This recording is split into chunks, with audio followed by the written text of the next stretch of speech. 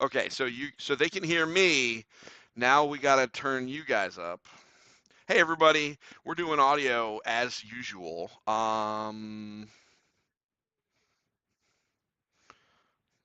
Yep. Hey, can you guys talk? I I like can talk. talking. Boom, What's we did up? the thing. Oh, Hello, everyone, and welcome to another episode of the Engaged Family Gaming Podcast. My name is Stephen Dutzman, and I'm your host, and I am joined, as always, by two of my very best friends in the whole entire world. We're one woman down this week because our good friend Linda is sick. So everyone, send your love to her. She has laryngitis. Today was parent-teacher conferences. We all know she's a first-grade teacher, so she did a whole lot of talking, and she did not have it in her to talk about games. However, she sends everyone her best. She will be back after the holiday. But this is still a good team. I mean, Linda is amazing okay. and borderline irreplaceable. I would say specifically Entirely irreplaceable. But Yeah. this crew is pretty good. To my on the top row, to my right or left, I don't know. These words are all made up. Is my good buddy, the man behind the curtain, John Tomlinson. Sir, how are you? I am snappy today. You're There we snappy go. today. That's That's that a good in the one. biz, guys. We call that Yeah. a lead, right? Like we're Yeah. hooking you. What's the hook? We're gonna get you. Trust me, that will all make sense soon. Speaking of my fellow snappy people, um, dominating the entire bottom row, really holding the whole podcast up on her shoulders is my very best friend in the whole wide world, the Princess of Power, Amanda Farrow. Amanda, how are you? It's podcast week. It's It's podcast podcast week. night. I'm so Yeah. happy. I It's true. love podcast night. Yep. You um you are it's not like we don't talk every day, multiple It's true. We times do we do every literally day. talk every day. Um but it is always a special day when we get to come together and celebrate video games and board games and friendship and all of that True. stuff. Also, well, we wouldn't have the show without our super fans. So obviously, welcome to Season of the Sea Witch, who is new, but nevertheless awesome, and Megamom, who not only resubscribed, but also gave out a community sub. So thank you very much, Hey. Megamom. We appreciate that. She says we look like Mickey ears, and you know what? It's not wrong. It's not wrong. Um, so big week, big couple of weeks. I think we have this is in fact a wholesome podcast. A lot of stuff happened in the last 2 weeks, video game wise. We got some cool Kickstarters on for in the board game space. For real. And we're staring down probably the biggest. I mean, for me and for my money, the biggest family gaming release of the year this Friday, which is Pokemon Scarlet and Violet. I mean, everybody else can do some stuff, and but like a new Pokemon generation is insane. We'll obviously be talking more about that as the year goes on. Um, Interesting things to talk about my family's opinions on that game because it's very different than normal. But before we go too much farther, I do want to say this is episode 292. We're Ever really closer. ever closer to episode 300, which is really exciting.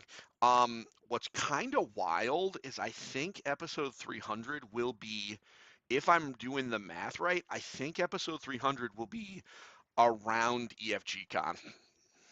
Um, so we may have to do some stuff about that because episode 300, very big deal. Obviously, we've been doing this a very long time, True. so very excited about that. So um, let's talk about some video games because the reality is we've got some big ones now. Let's just get it out of the way. this is the last one on the list that I typed, but I think it's probably the biggest one. And this is Marvel Snap. We're being We snappy all today. snapping. We all So snapping. Marvel Snap, for those of you that do not know, and how could you not? But if you don't know, Marvel Snap is a mobile collectible card game from the Marvel You can also team. play it on. You can also play it on PC. But you can also play it on PC. But I think it's primary. I think that's kind of a concession. Better on mobile. It's definitely designed for mobile. And it is. It was announced kind of randomly. By the way, if you hear coughing in the background, everyone in my house has the flu. So there's that. Hate that. I'm powering through, but I've been fine so far, but I'm feeling it in my shoulders. So if I get a little white by the end of the episode, I'm either looking at the show notes or I'm very sick. We'll deal with it. So the show must go on though, right, guys? So Marvel Snap was announced kind of randomly. And I don't know about the two of you guys. I was like, cool, and then was like, we'll see if it's good, right? No, I was really excited right out of the gate because I knew who was designing it. All right. Well, once again, Amanda had the benefit of her deep industry insights. I just didn't want to get, for me, I didn't want to get excited because I was like, you know That's what, fair. we'll find out. Tomlinson, what about you? When this was announced, were you all in or what? I don't play card games. Okay. I really don't play. I hate card Really? games. I tried. And they I tried got with you. Hearthstone and everything, and I am collector level 436 and bronze 28 in Marble Snap, and I play too much. I play all day. So John, you're ahead of me, and that's Yeah. saying something because I play a lot of Marvel Snap. Yeah, there was the first Saturday I played, I literally played just for a day and a half. Like, and then just like when I go to the bathroom, while I'm snuggling, like for the end of the night, it's like in my hand when we go out for food do or is snap. anything. She's playing Animal Crossing Pocket Camp, and I pull out Marble Snap and get a couple rounds in. It's a lot. So I think very addicting. I think the thing that really helps it is that the games are only 6 turns long. Yeah. Because the thing about Hearthstone, the thing about Magic, right? You know, MTG Arena has a mobile version. The thing about Magic is some of those games can take hours. They go on for such a long time. And, hours is probably, how long it well, feels. like they go on for potentially like 20 minutes, and that's tough. Yeah, exactly. Whereas Marvel Snap is a snap. The games are 6 turns long. They don't overstay their welcome. Which also the thing that I like about it is if you're going to lose, you lose fast. Whereas, in Hearthstone or in Magic, you could just lose because your opponent had inevitability and just grinded you out. And so your choice is to either concede early, which, by the way, I don't like conceding. I want to make them beat me. I never do. Yeah. And so, like, here, there's no point. Like, they're going to beat you, but, like, you're in until the end. And if you lose, you lose. It's over. And it's only 6 turns. And so I think that really helps. Okay, Mega Mom says the only exception is if you end up in the infinite loop of Odin triggering Odin, that's a deep cut that I admit I do not understand. However, because full disclosure to everybody else, I played this. Weird. I played this. I got through the tutorial, and I felt the pull, and I went, you know what? Nope. I need to. You know what? I will play it. When I have a job. Because this felt to me like it absolutely felt to me like it was going to be pulling at me the same way that World of Warcraft does, and I only need one of those in my life. That's fair. So with that said, that is one of the signs of a of a really good game and a really well designed game is when I can see it and I can just tell, like, wow, this is immaculate. It looks cool. That just the way that the cards slap down on the table, it's just really satisfying, Mm, and it's a mm. game that really couldn't exist physically, which I really really dig. Um, so And the art's beautiful for oh from being a comic book guy all my life. It's just so amazing that you don't the season pass is only $10 or 15 for the premium, but you don't need it. Like it's only like a couple cards and yeah then like bonus to unlock other stuff faster. So like it's not yeah, that bad, It's really you know? not. I agree. I will likely it will be hard to resist its siren song for long. It Because broke I me from Candy Crush. I told you in the pre-show. I don't know how. Like I'm level 4600 or something in Candy Crush, and now I'm out. I haven't played that's it in two weeks. That's that's impressive. saying Yeah, something yeah. that it took that. So so that's Marvel Snap. It is like we said, it's on mobile. It is also available on PC. But Hmm. again, I feel like it's best on mobile. I feel like the Yeah. PC thing is more of a concession to say, yeah, it's available on PC also. But really, it's a mobile game. And yeah, it's taken the world by storm. You know what? I knew that it was going to be big when I went on Twitter and I saw the Besties podcast. Those guys saying Marvel Snap is the game of the year. Don't at me. And I was like, what? And then I went into the comments, which I do not do very often. I clicked on that tweet to read the replies, and I do not do that about spicy video game takes because the world is a bad place. And you It's a know what? bad time. You know what? Yeah. Um, the first like 15 comments were the worst comment was that's a spicy take, but I'll allow it. Yeah. That was the most negative comment. Yeah. And everybody else was like, yeah, you know what? I can see it if that's your thing.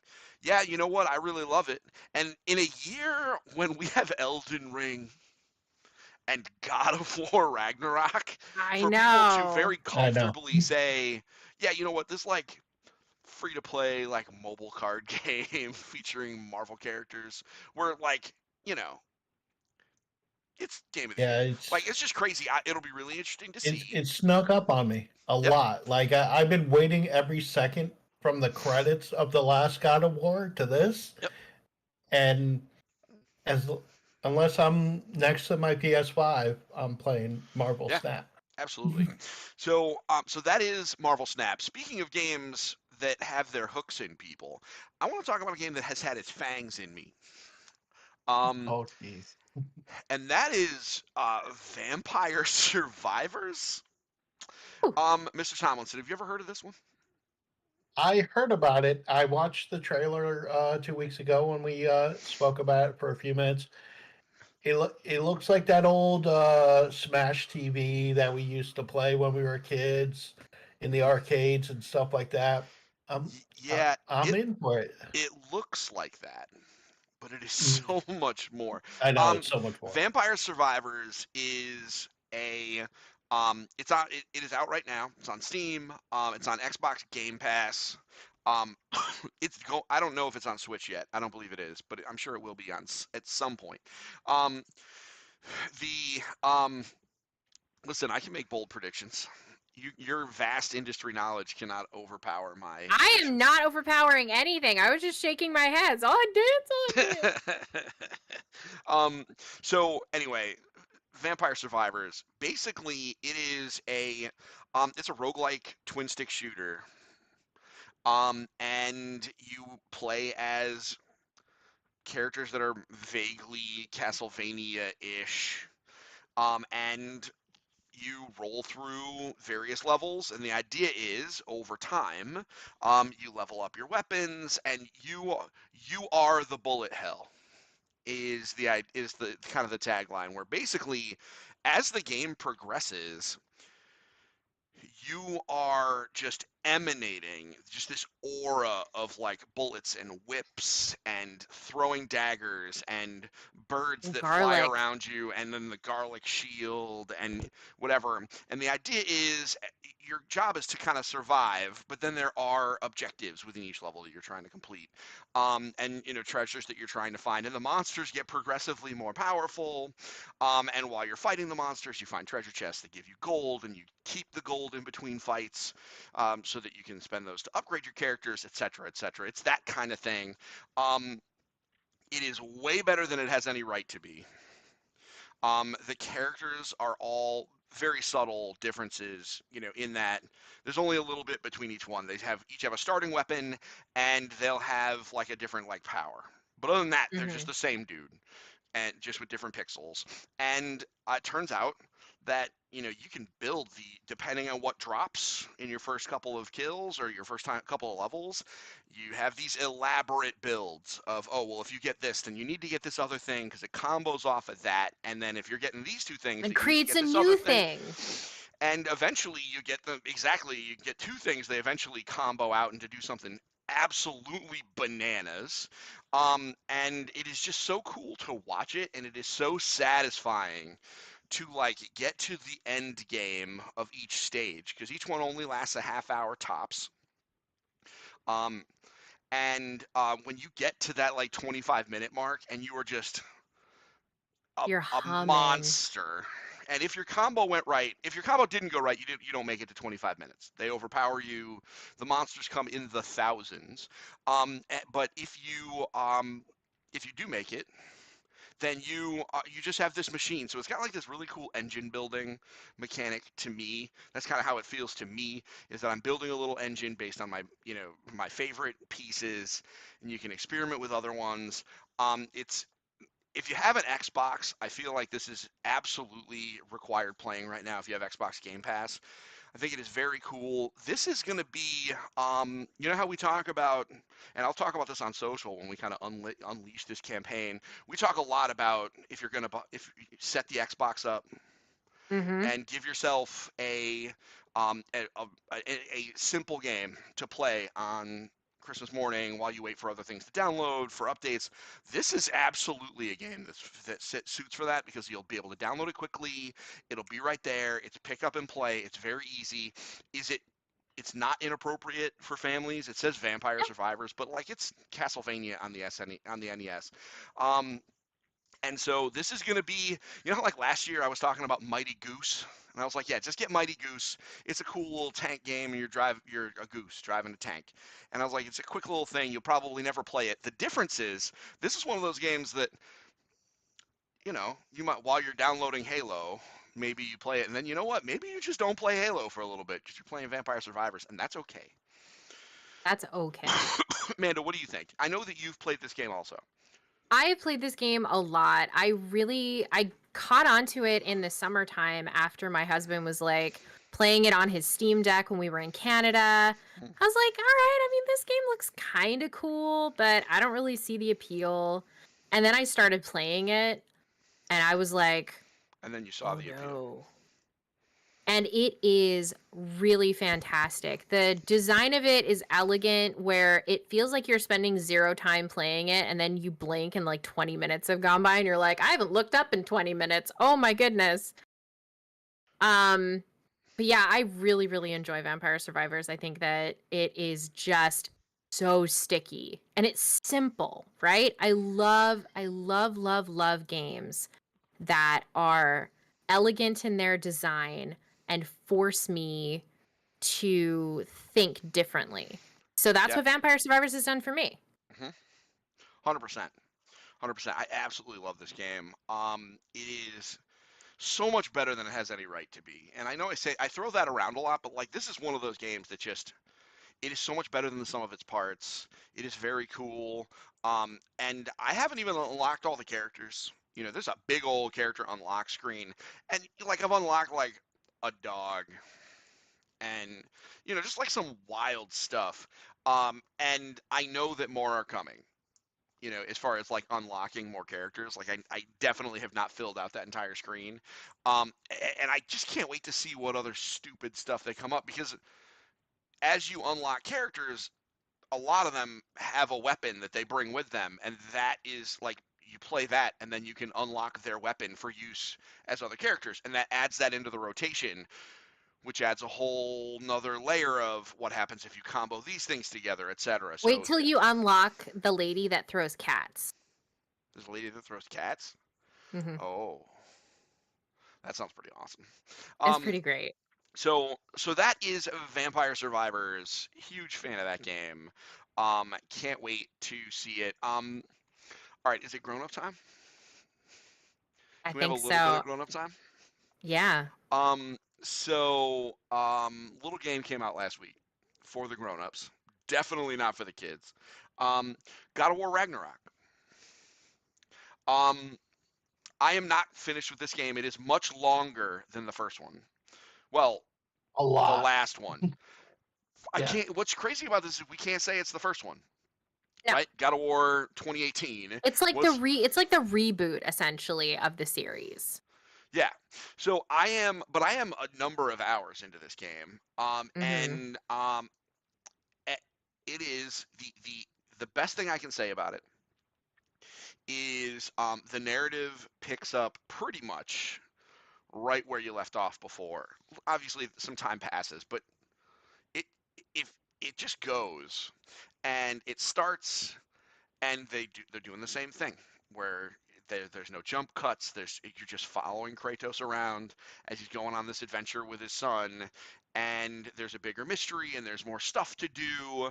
Um, and I'm not gonna spoil stuff, but like, man, number one, fastest that a video game has ever made me cry ever.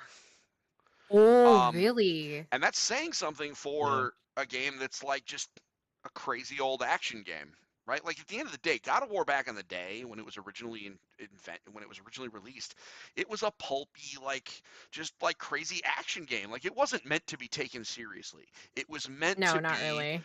an arcade game. It was just, it had a plot, but like, a plot with a lowercase p because really the gameplay was Blades of Chaos spinning around, being like a tornado. But now it has all that stuff, but also it has like this really deep and emotional story. And maybe it's just me as a dad of two teenage sons going through them, kind of learning about themselves and their life and, kind of becoming their own, and trying to help navigate crazy Hmm. stuff in the world, you know, Yeah, like that's that reasonable. that hits me in a way that I did not necessarily expect it to.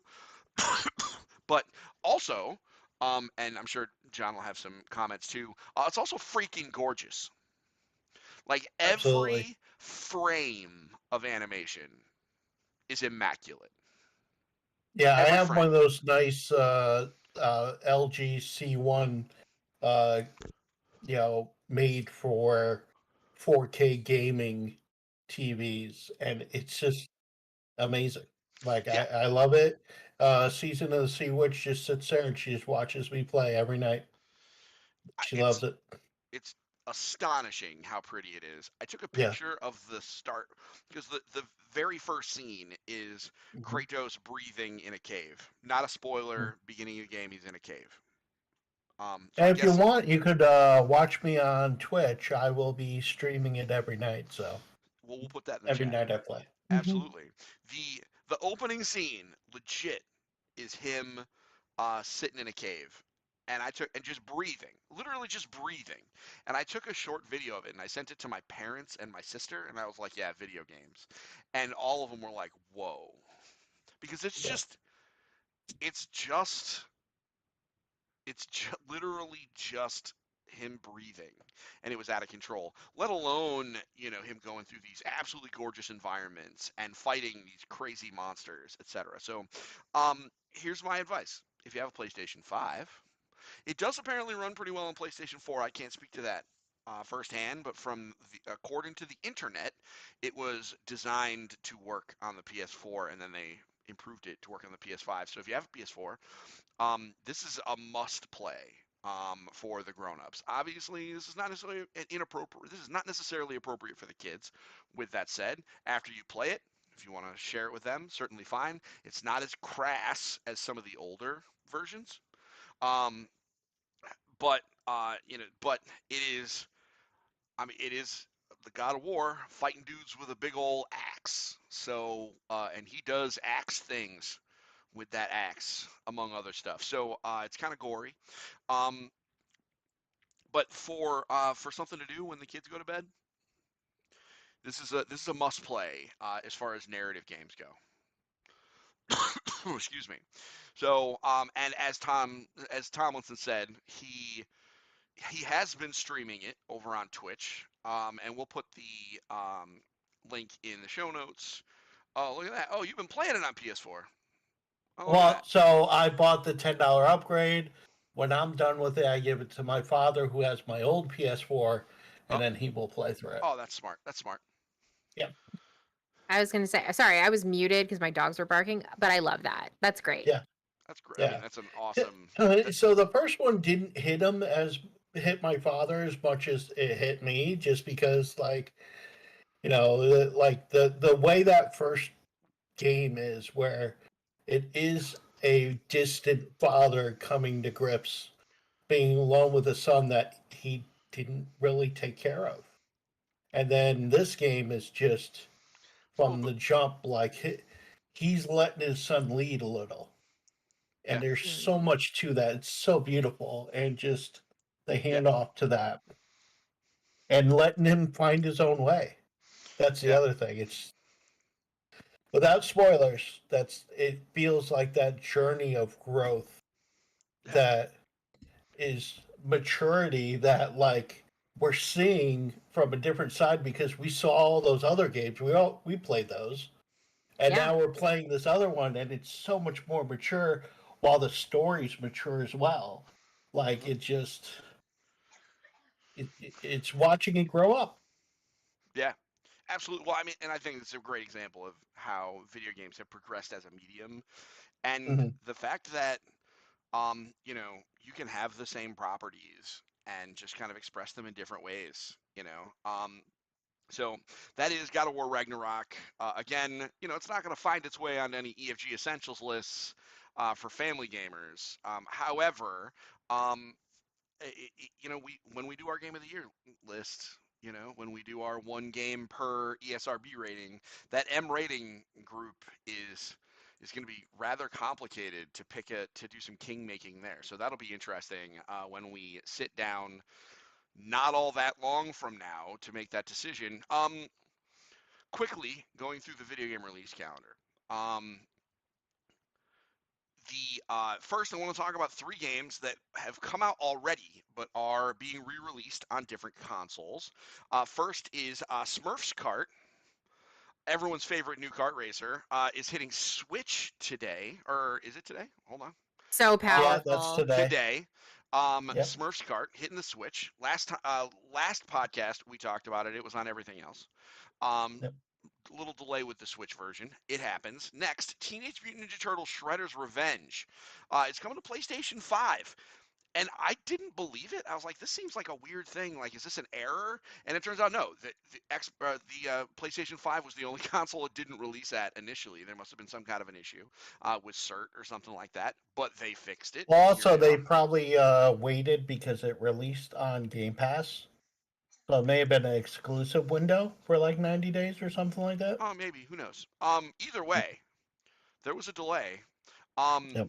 Fun fact, in case anybody's really curious about video game soundtracks, the video game soundtrack for TMNT Shredder's Revenge is ridiculous.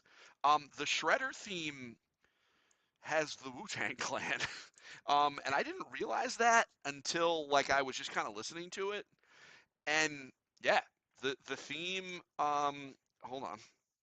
Interesting. It's one Now, of the smartest made games this year. yeah. Just All right. So, it checks all the boxes with the nostalgia.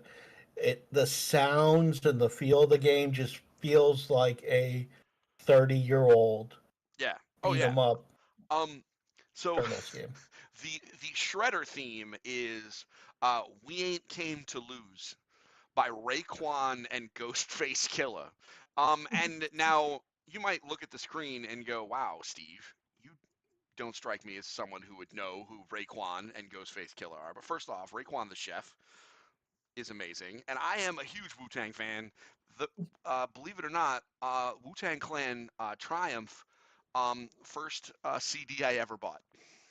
Um, I love that um, so much. that is the first they and when I bought it, the guy was like, you know what you should do? This seems a little like you should buy this Smashing Pumpkins CD instead. And I said, sir, I appreciate you, but please sell me this Wu-Tang Clan album. And he did. That's it. And so the TMNT Shredder's Revenge, Mega Mom in the chat saying it's so good. No joke. TMNT Shredder's Revenge is it is every bit as good as it deserves to be. It is such an awesome homage to the games that we enjoyed playing when we were kids, and really like what I want is I want like X-Men Magneto's revenge and like The Simpsons Mr. Burns' revenge. Like just make more and just remake all the really awesome arcade brawlers. Just the same I would team not be mad about that. and give us an X-Men. Give us this. I'm not a Simpsons guy, but the Simpsons arcade Oh no, game. no, Sideshow Bob's Revenge. Sideshow Bomb's Revenge. Good job. Good job. Good job. Clutched And it up. like, listen. But the key is, the end boss theme has to be done by various members of the Wu Tang Clan. Like that's my Yeah, only. Like Seems that's like my a only fair like feedback. concession. You know, yeah. like a I'm Magneto in. theme as done by Method Man. Like just think about it, okay? I Anyway. can't stop thinking about it. Yeah. Anyway, so that is so it's out. It's out again. I'm going to be talking about TMNT Shredder's Revenge a lot as we get towards the end of the year. And also Marvel Spider-Man Miles Morales coming to PC, which is really interesting that Sony is slowly starting to drip. Slowly is not even the right word anymore. Now they are starting to stream all of their various games out onto PC.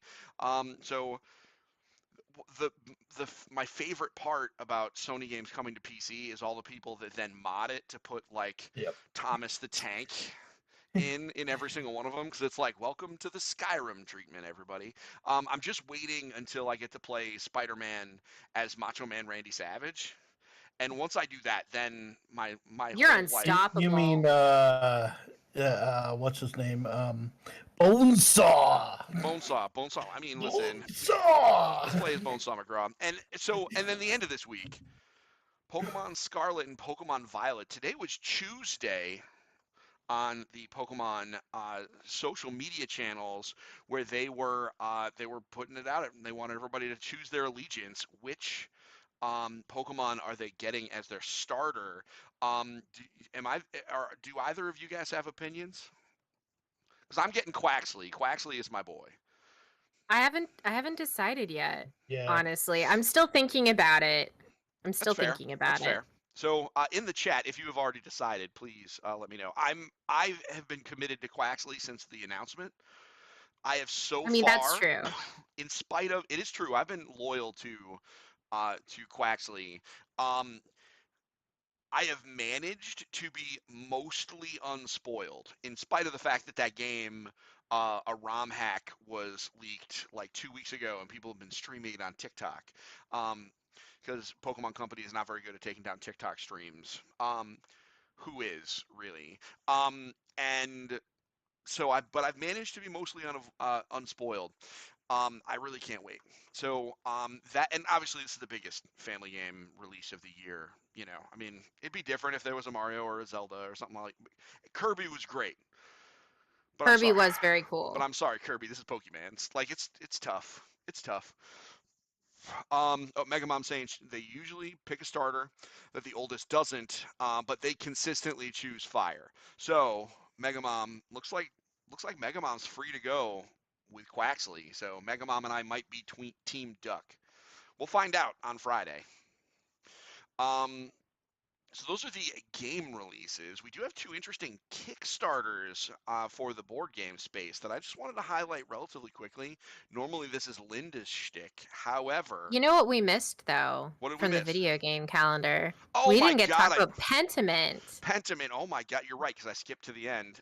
This is another one for the grown-ups. Amanda, you had some colorful phrasing I about did, this but I'm game at not the saying beginning. it on this You show. can't say Not here, saying it. This but is in the everybody, pre-show. when we were doing our pre-show meeting, everyone, Amanda had some strong language to talk about this game in a In the good way. best way. Amanda, In the best way. tell us in an EFG appropriate way, how good Okay. is Pentiment? Okay, so you know how I love Civ, right? And you know how like I am all about history and all of that nonsense. Imagine for a moment, if you will, that a bunch of history dorks got together that have a great passion for 16th century European nonsense and then made a murder mystery out of it. Hmm. And didn't just make a murder mystery out of it, they turned it into a freaking book that would have been created in that time in the early years, like just before we got printing presses Hmm. in that from that area, quite frankly, because this is it is unbelievable. I have sat down, I was playing this game, the little the little sensational touches. I didn't get to like the grown-up part really until just before I started recording and I sat down to record where the murder actually happened. Prior to that, there's some strong language, but for the most part, it is just so bang on with all of its historical goodies. Yep. And anytime that there is something that you might not know, they underline it and they give you the opportunity to zoom out and look at like a glossary entry based specifically on that word and what it is. Because I was like, I don't remember what a diet is with regards to like a political organization. So it's like it explained it to me. And I'm like, oh man, that is super, super cool. Hmm. Oh, my tiny human came to say goodnight. Hi, good night. Good night, tiny human. Good night. I love you. Love you. One day she's gonna podcast with us. Yeah. Sure, we can She'd figure be it out. super down for it. She'd be super down for it. So yeah, Pentiment is fantastic, especially if you are a history dork like me. I love history so much. My familiarity with like 16th century history isn't great. I'm more like 17th, 18th century personally, but 16th century is very, very cool. So it's been a ton of fun like really digging in and getting to pick apart interesting historical goodies. I'm putting And also I get to solve a murder mystery now. I put a YouTube link in the chat for those folks that may want to take a look at the trailer and get an idea of the aesthetic to go along with all the stuff that Amanda is describing.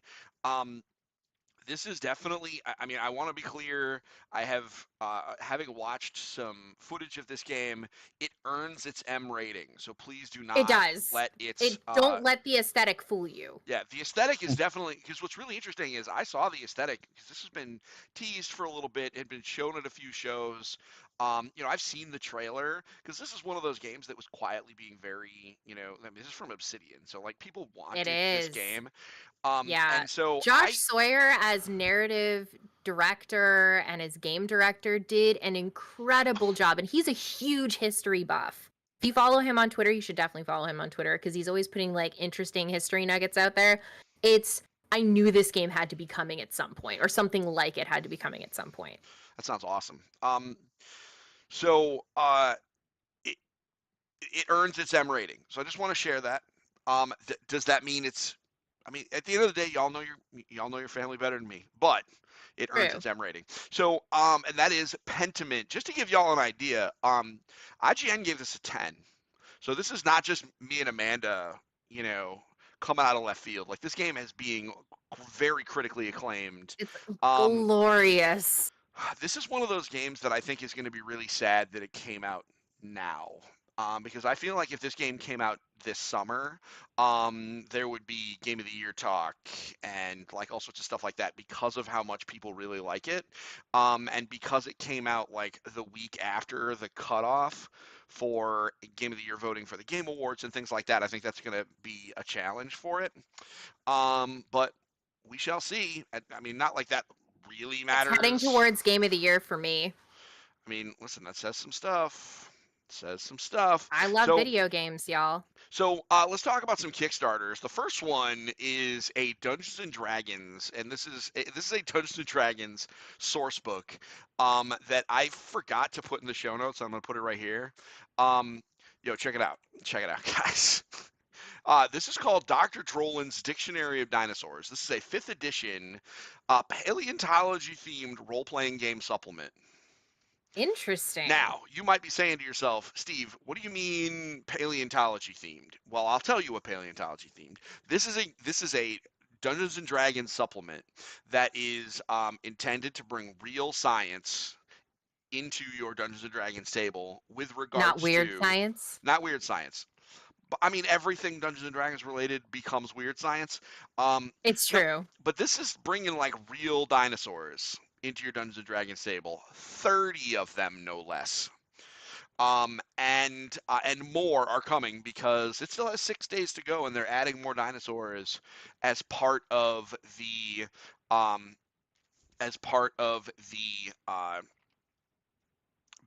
what do they call the stretch goals. So, for example,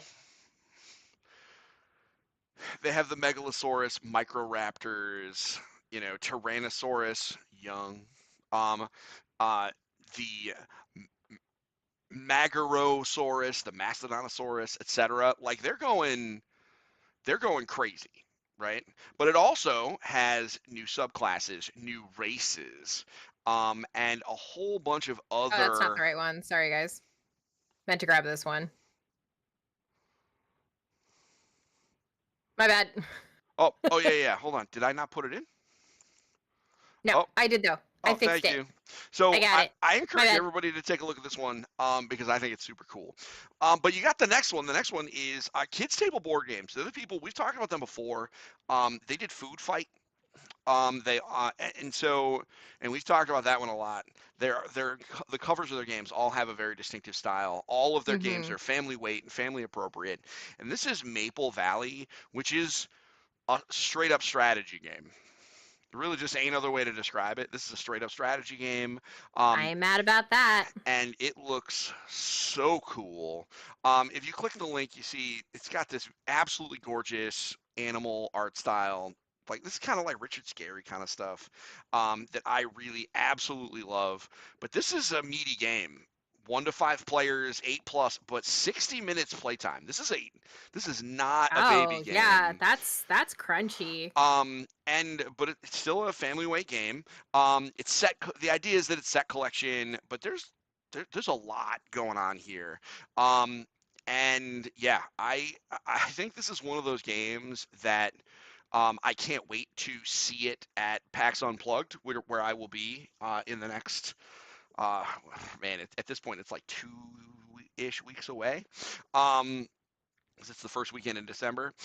So I will likely see it there. The Kickstarter will be ongoing at that point, and because the Kickstarter just went live today, so this is one of those games that I'm sure Linda and I will have taken a look at, and we will report back once we have actually played it. But I'm really excited. Everything that Kids Table Board Games does turns out good. They have not missed yet, so this one looks pretty great. And the last Kickstarter is called Fit to Print. And I'm mentioning this one largely because I think the theme is really cool.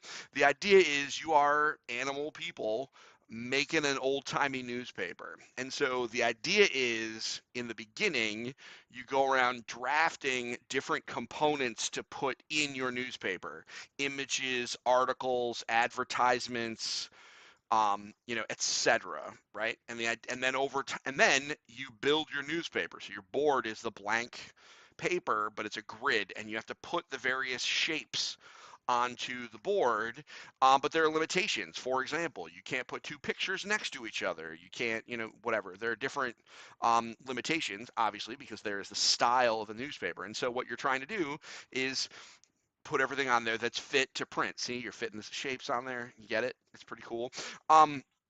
I think this looks really cool. I love that whole like drafting stuff of different sizes and kind of putting it down there. It's got like a Blockus feel to it with like a flavor. Um, Okay, very and interesting. yeah, I just think it's very neat. It's on Kickstarter now. It's got a little bit of time. So this is not like, panic mode. But this is another one that I'm very excited about. I also really love the old-timey aesthetic on the box. Um, you know, and it's also inexpensive because it's only $29 plus Mm, shipping, which is great for a tile laying game. Um, and yeah, I mean, the folks that have previewed it so far, um, have all had, really positive stuff to say. Because I mean, the idea is you're drafting, but then there's this real-time element of just throwing stuff down on your board, which I think is really kind of chaotic, which I really dig. hmm So those are Kickstarters. Of these three, the one I'm most excited about is dinosaurs in my D&D 5th edition. Just because I like dinosaurs. Who doesn't love dinosaurs? And you know, they have a druid subclass that's all about dinosaurs. Like, what else do you want? Honestly, I don't know. So so those are the games. So let's talk about. Let's move on to the news we've been doing this a lot and we got to cruise through some things. Let's just talk about the biggest news of the last month or so. Without question, the biggest news for the engaged family gaming community, um, and that is, and I think no one is going to argue that, and that is that Amanda teamed up with another longtime friend of the show, my BFF, Dr. Rachel Cowart, and the two of them wrote the damn book. We did the damn thing. They wrote the damn book. So, for those of you who are curious, I want let to me go see ahead it. and put a link in the chat. And I may or may not have my copy right here. It's right Here here. it is. Oh, look at Editor you. copy. Look at you, you're smart and like inverted your camera correctly. So, the book is entitled Digital Playgrounds, Our Kids in Video Games. Amanda, um, I'm not going to talk about your book anymore because I do it a lot. Tell me, um, how's it feel to have written the book on it? Weird, because there's 4 more books coming. I mean, it's true. This is going to be this is going to be a labor for a number of years. It Um, is. so this has been in process for most of the last year, right? More than that? Yeah. Yeah, so When we did you started tell me? planning. I don't remember. I think it might have been like March I or think so, something yeah. like that. Um Thankfully, like the rest of the book should go a little bit faster, namely because, we've got a lot of the underpinnings finally done. But yeah, so when Rachel and I started talking, we're just like, dude, we should write a book.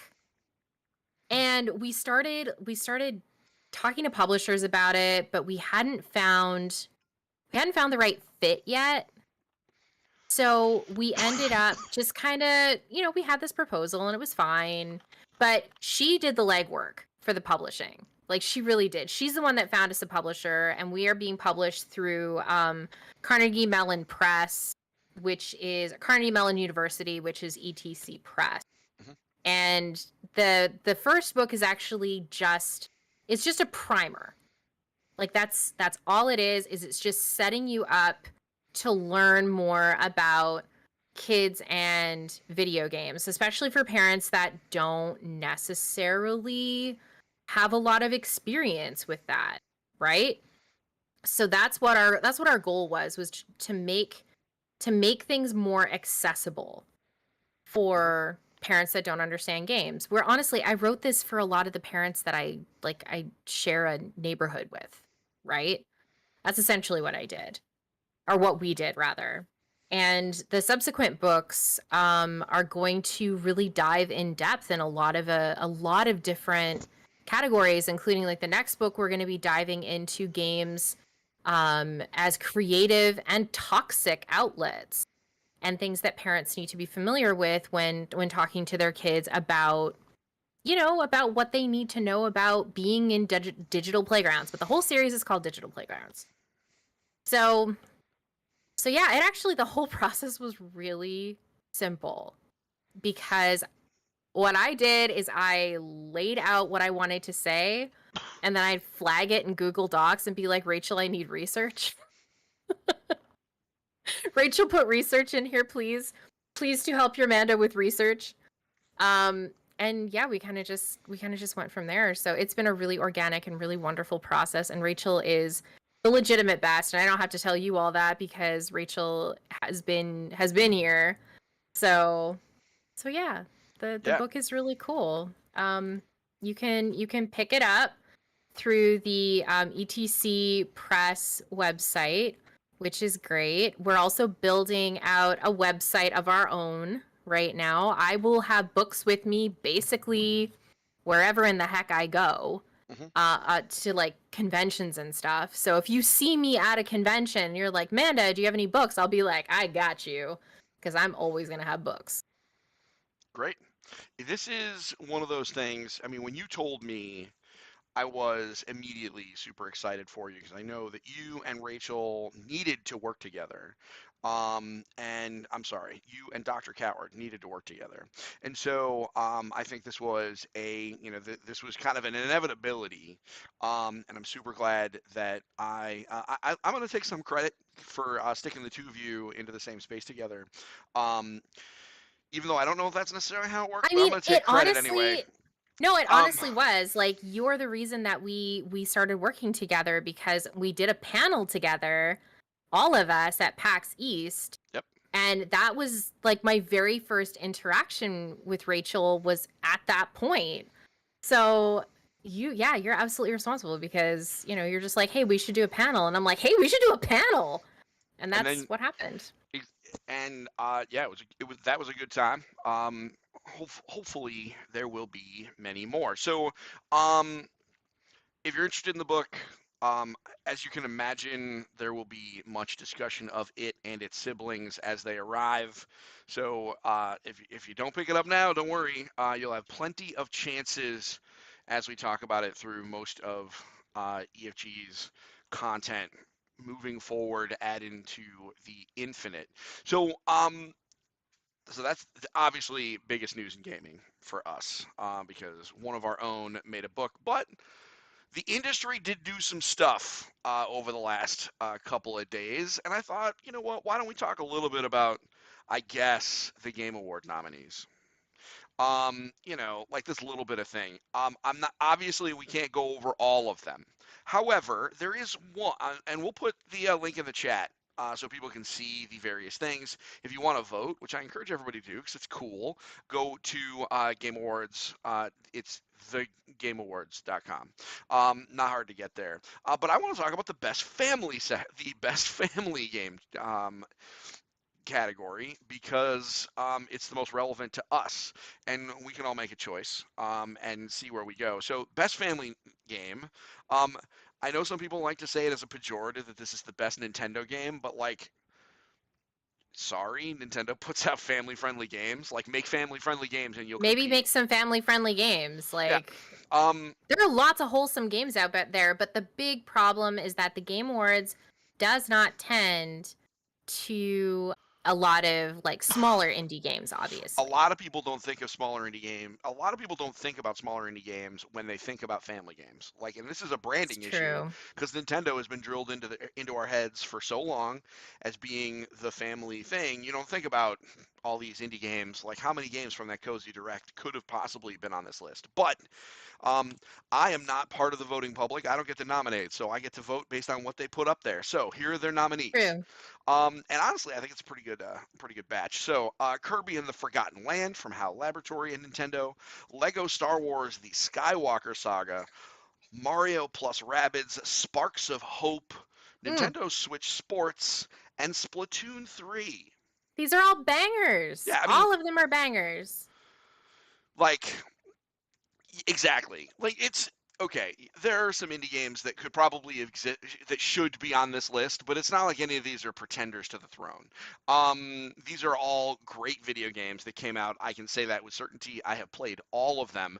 The vote coming out of this house, strongly influenced by my middle son, is Splatoon 3, because Splatoon 3 is very, very good. Although I would put my money That's on legit. Kirby if I was not being coerced into voting for Splatoon. Because Kirby, I mean, that's the best Kirby game of all time, and that says something. Mhm. What do you think, Amanda and John? You guys have opinions on any of these? Oh, I have opinions on everything. That's why you keep me around, right? Yeah, the only one I played was Star Wars, Lego Star Wars, obviously. But all of the like everything I've seen of all of them is amazing. So This is this gonna be, is a hard year. It's yeah, a It's a tough hard year. year. Yeah. Yeah, it's a really tough year because all of these games are fantastic. I could not begin to tell you what is going to win with this. I think it is likely going to come down to the big three here will be Kirby, Lego Star Wars, and Splatoon 3. mhm, Mario and Rabbids is great, but it's a very, very specific audience. yep, And as family friendly as it is, there aren't a ton of kids that are going to be playing Mario and Rabbids, like looking for that sweet, sweet XCOM hit, right? yeah. Very true, very true. I wonder how many people voting for this are gonna look at this and pick Mario plus Rabbids specifically because it's technically an Ubisoft game and not a Nintendo game. Like, you know what I mean? Like, I do you don't think that know. might be part of the Maybe. meta with this voting? Either way, how about this? If someone told me that these were the 5 games they bought for their kids this year, I would say that this was probably an A It's a good plus year. year worth Good of year. games. And frankly, Hell even yeah. if you only got one of them, I think these are really good. All of them were on our holiday gift guide in one shape or form, and many of them will True. be competing for our end of the year awards. So there we go. So we'll talk about the game of the year nominee as well. Just to because why not? It gives me an opportunity to make hot takes, right? And who doesn't like hot takes? So the Game of the Year nominees: A Plague Tale Requiem from Asobo Studio, definitely one for the grown-ups. Um, Elden Ring, which we have talked about, God of War Ragnarok, which we have talked about today, Horizon Forbidden West, which we have spoken about, Stray, indie game coming in out of nowhere, Mm-hmm. and Xenoblade Chronicles 3, which really caught me off guard. Very Um, interesting. well deserved, by the way. Xenoblade Chronicle 3 is a really, really fine role playing game. There's no way it's gonna win in the face of No, no, not Elden this Ring and year. Ragnarok. But you know what? Listen, sometimes it's just great to be nominated. And Yep. in the juggernaut that is Elden Ring and God of War Ragnarok, like I even kind of feel bad for Horizon Forbidden West, which was also an immaculate video game. It's just there's really not much you can do about Elden Ring and God of War. True. Unless the two of them beat each other up and like Stray comes out of nowhere and just with the steel chair and I don't know. Um, No, I, I don't think Stray will pull enough to get up. you know, man, there's those cat Like people though. There's people that just really do I, love them some cats, even though I Stray no, was I kind of love depressing. Stray. I played the whole thing with Season of the Sea Witch, and it was amazing. It's beautiful. It's moving. Like it's a great game, but like It ain't no that's Elden that's Ring not gonna. and Yeah, God of War. yeah, Um, yeah. so there we go. I mean, there are a whole lot of other categories. This is a big show. I mean, I will be streaming my reactions to that game, to that show when it is out. Um, and so I don't know if I'll be dressing up this year. I probably will. Last year I dressed up famously as the Swedish Chef. I don't know if anybody else remembers.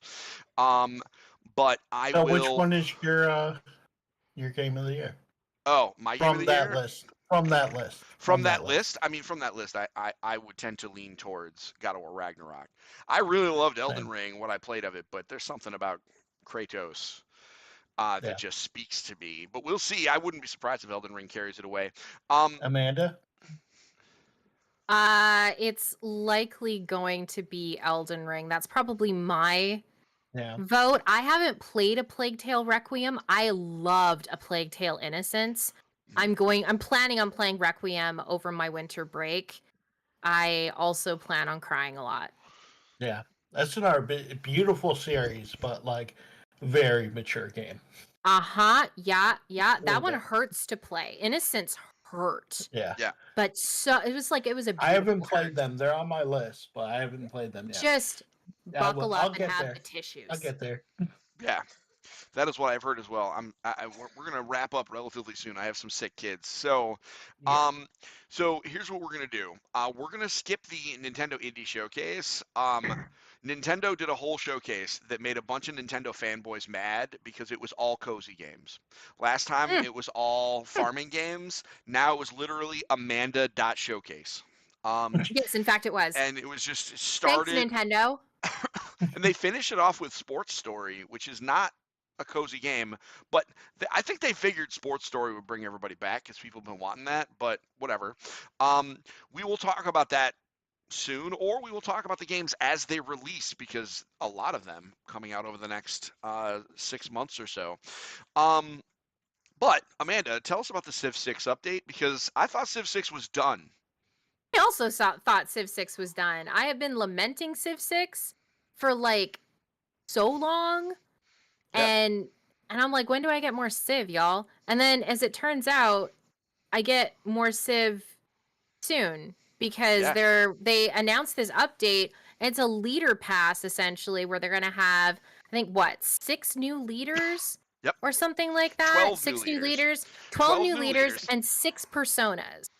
So I'm very tempted. Like Sarah and I have been talking about this, and we're like, what if? Hear me out. What if we played Teddy Roosevelt against Abe Lincoln? What if we did it? Wow. I mean, there's no cops. It's gonna be Wrecking America. We're coming back hot and heavy, I guess, on Twitch Sure. over the Christmas break. So yeah, it's new leaders, it's new content. We haven't had new content in quite some time, which is why Sarah and I don't stream Civ anymore because we're like, I can't Been really there, done that. like. Yeah, I mean, I've done so much historical research. So for those that don't remember, I used to run on my channel, Ready Player Mama.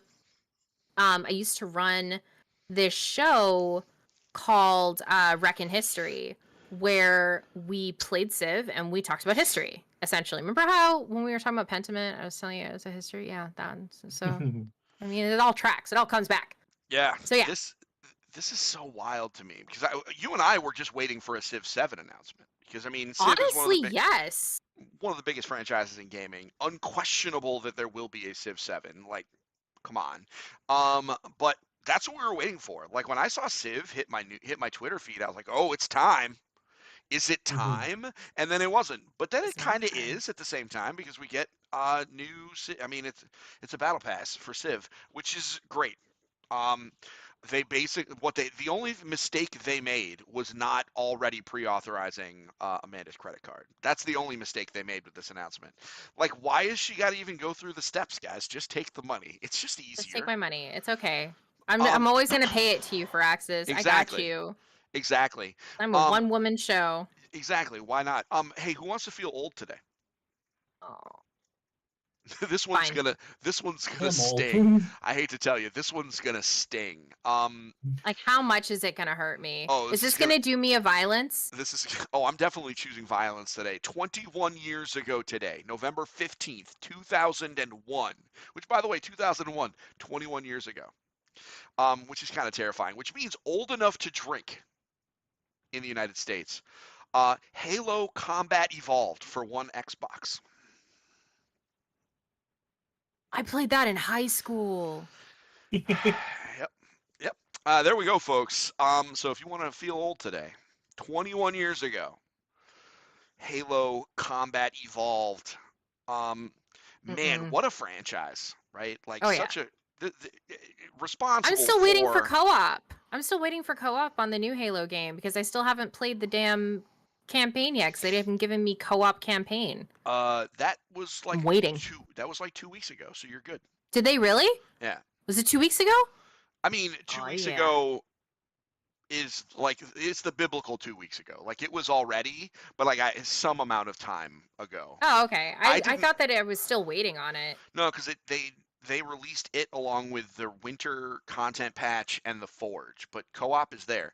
The thing that is why people really aren't talking about it a lot is that they canceled the split screen co-op. It's now only online, but I think that was fine because I think Yeah, you were no only playing. couch.